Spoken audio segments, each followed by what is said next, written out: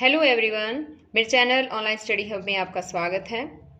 जैसा कि आप सब जानते ही हैं कि विभाग की तरफ से बार बार आदेश आ रहे हैं कि सभी टीचर्स क्लास में अपनी दैनिक पाठ योजना तैयार करें और उसके अकॉर्डिंग ही बच्चों को पढ़ाएं।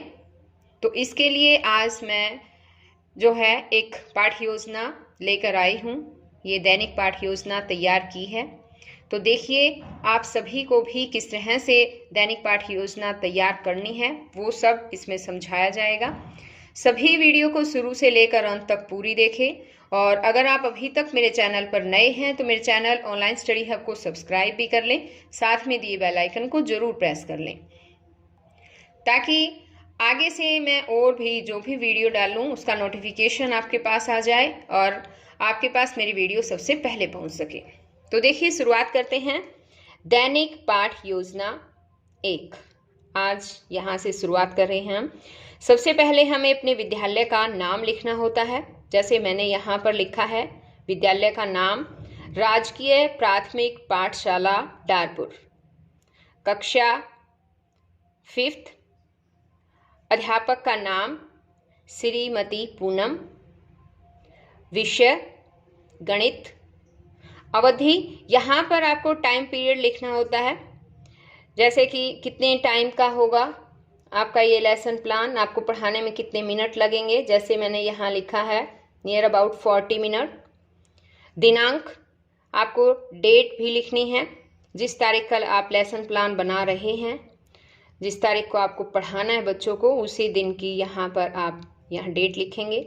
वर्ग यानी कि सेक्शन, कौन सा सेक्शन है, अगर सेक्शन हो तो आप वो भी लिख सकते हैं। अब है यहाँ पर प्रकरण यानी कि टॉपिक हमारा यहाँ पर है जोड़। उसके लिए उद्देश्य होते हैं, एक तो सामान्य उद्देश्य होते हैं। सामान्य उद्देश्य में हमें सामान्य जो भी उसके एम्स हैं, जनरल एम है, वो हमें लिखने हैं।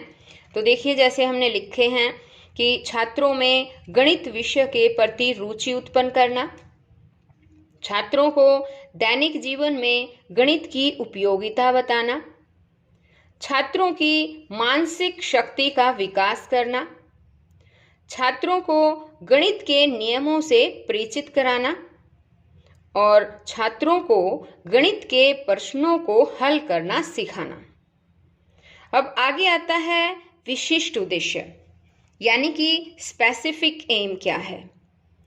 हमारा जो मेन उद्देश्य है, जो विशिष्ट उद्देश्य है, वो होगा छात्रों को संख्याएं जोड़ने का ज्ञान प्रदान करना, छात्रों को 2 और 3 अंक की संख्याएं जोड़ने का ज्ञान प्रदान करना। छात्र जोड़ का प्रयोग अपने दैनिक जीवन में कर सकेंगे। अब आगे है सहायक सामग्री कि इसके लिए हमें क्या क्या सामग्री चाहिए।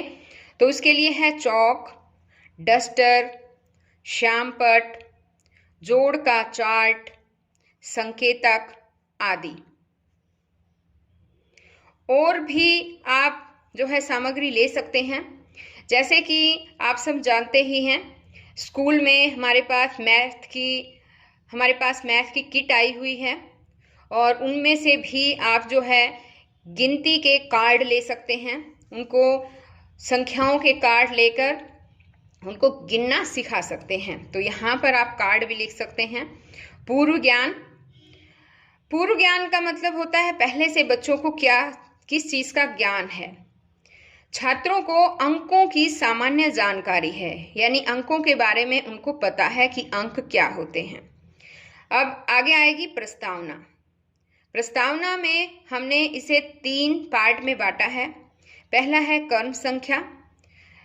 अब यहाँ आगे आएगा अध्यापक कथन और यहाँ लिखेंगे एक साइड में छात्र क्रिया। अध्यापक कथन में जो भी अध्यापक कहता है वो बात लिखनी है और उसका आंसर छात्र कैसे देते हैं वो छात्र क्रिया में लिखेंगे। जैसे कि हमारा यहाँ क्वेश्चन है, अध्यापक ने पूछा बच्चों को चार्ट दिखाते हुए ये कितना लिखा है, तो उस पे 65 लिखा। बच्चों ने बोल दिया 65। यदि 65 में 7 मिला दें तो क्या प्राप्त होगा। अब बच्चों ने यहाँ पर जवाब दे दिया है कि बेहतर आएगा। गणित की भाषा में मिलाने की क्रिया को क्या कहते हैं? अब अध्यापक यहाँ पर ये क्वेश्चन पूछेगा और बच्चे बोलेंगे जोड़। फिर अध्यापक कहेगा कि बच्चों 125 और 139 को कैसे जोड़ेंगे? ये बच्चों के लिए समस्यात्मक प्रश्न होगा। अब आगे देखिए, आगे है उद्देश्य कथन। उद्देश्य कथन में अध्यापक पूछेगा कि बच्चों, कहेगा कि आज मैं आप सभी को 3 संख्याओं के जोड़ के बारे में बताऊंगी या 3 अंकीय संख्याओं के जोड़ के बारे में बताऊंगी। आगे है प्रस्तुतिकरण।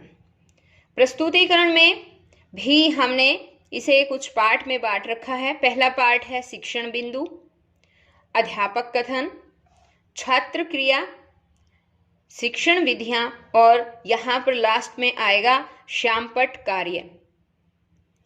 अब जैसे शिक्षण बिंदु में आ जाएगा जोड़, जो भी हमारा टॉपिक है वही लिखेंगे हम। अध्यापक कथन, अध्यापक कथन में है विकासात्मक प्रश्न। अब जैसे कि यहाँ पर अध्यापक ने पूछा है बच्चों 6 और 5 को जोड़ने पर क्या प्राप्त होगा? अब छात्र क्रिया में छात्र बता देंगे कि 11 प्राप्त होगा। शिक्षण विधि में लिखना है कि ये कौन सी विधि है। हमने यहाँ पर प्रश्न पूछा है इसलिए प्रश्नावली विधि हो गई।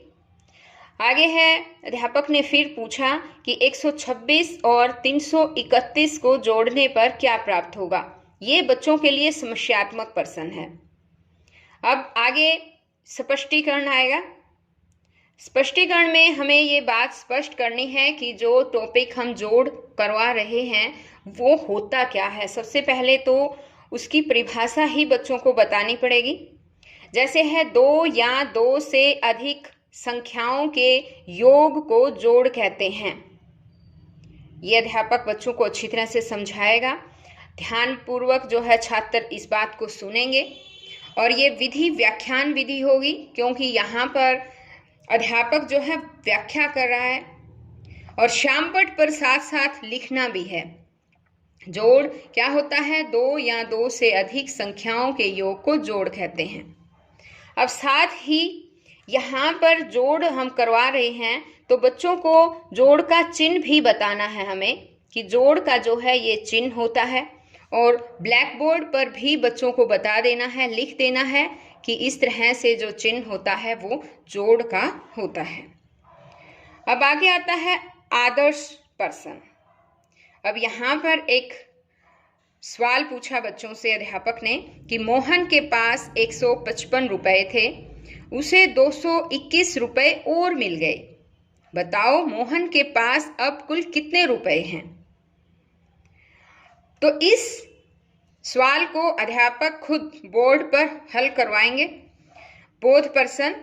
अब देखो, सबसे पहले अध्यापक बताएंगे कि मोहन के पास कितने रुपए थे, ऐसे पूछेंगे बच्चों से ये क्वेश्चन। बच्चे बोलेंगे 155 रुपए, और फिर अध्यापक बच्चों से पूछेंगे कि उसे और कितने रुपए मिले, तो बच्चे झट से बता देंगे कि 221 रुपए मिले।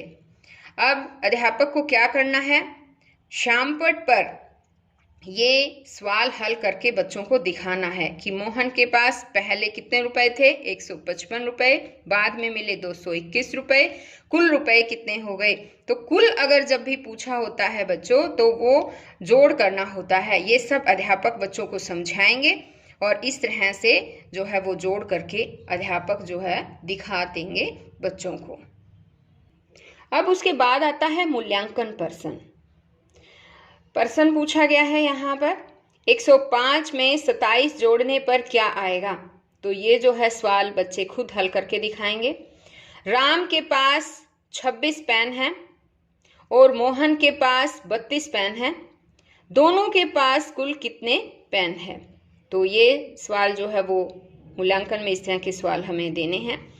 अब गृह कार्य आ जाएगा, घर से बच्चों को ये करके लेकर आना है, जोड़ करो, तो हम जोड़ से संबंधित कुछ यहाँ पर सवाल दे सकते हैं। तो ये था हमारी दैनिक पाठ योजना। सभी अध्यापकों को ये तैयार करनी है। आशा है आपको ये अच्छे से समझ में आई होगी, अच्छी भी लगी होगी। तो हम फिर मिलते हैं नई और दूसरी पाठ्य योजना के साथ। तब तक के लिए बाय।